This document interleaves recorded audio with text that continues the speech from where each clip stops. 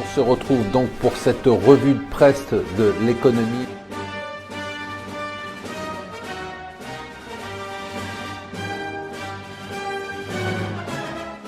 Bonjour et bienvenue sur Mon Financier pour la revue de presse de l'Écho. Nous sommes le lundi 25 juillet. La nouvelle du jour, c'est que la guerre Clinton-Trump est officiellement déclarée. La convention républicaine vient de se terminer. La convention démocrate démarre aujourd'hui. Les vice-présidents sont nommés. On connaît donc les tickets et ça va être d'une violence sans précédent. Quand on voit le ton qui a été utilisé contre Hillary Clinton à la convention républicaine, avec certains délégués qui appelaient même à ce qu'elle soit tuée, condamnée pour trahison, enfin des trucs d'une violence absolue, eh bien on se dit que les débats télévisés Clinton-Trump sont des événements qui vont à mon avis attirer toute la planète et que la campagne sera d'une violence sans précédent. Première page du Financial Times avec des éléments intéressants.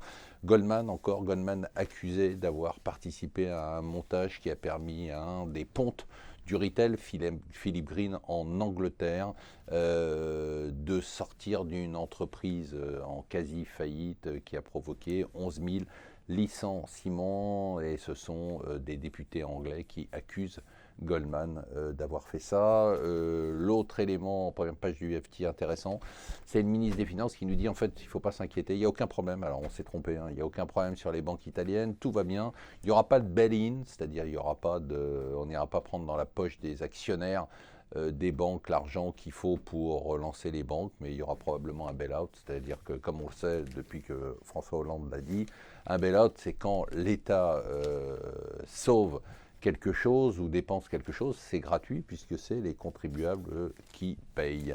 Le yuan, la monnaie chinoise, ces Chinois sont vraiment très très forts, ils ont profité du Brexit et de tous les événements pour en douce dévaluer leur monnaie qui a perdu quand même 6% contre un panier de 13 devises. Le G20 qui s'est tenu ce week-end justement en Chine leur a dit écoutez on est très sympa, pour l'instant on a fermé les yeux, mais il ne faut pas nous prendre pour des cons, donc il s'agirait maintenant d'arrêter.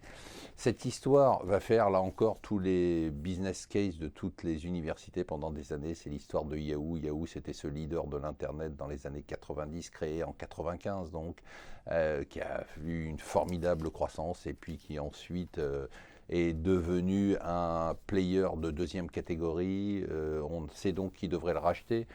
C'est le groupe de télécom Verizon pour 5 milliards à peu près de dollars. Ce qui est très intéressant dans Yahoo, c'est que finalement la valeur de Yahoo vaut aujourd'hui à peu près 40 milliards de dollars en bourse.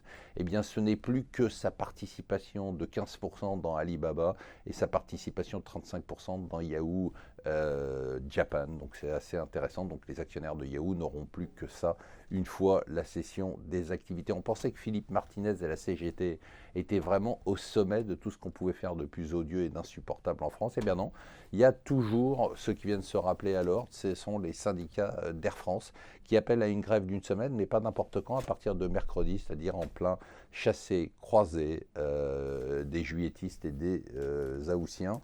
Et enfin, on termine avec cette nouvelle pour la Russie. Il n'y aura donc pas de membres de l'équipe d'athlétisme de Russie, mais le comité international olympique a décidé qu'au cas par cas, eh bien, certaines fédérations sportives pourraient, et certains sports pourront donc participer aux JO. Donc la Russie n'est pas totalement bannie des JO qui vont démarrer dans quelques jours. Voilà, restez avec nous sur Mon Financier.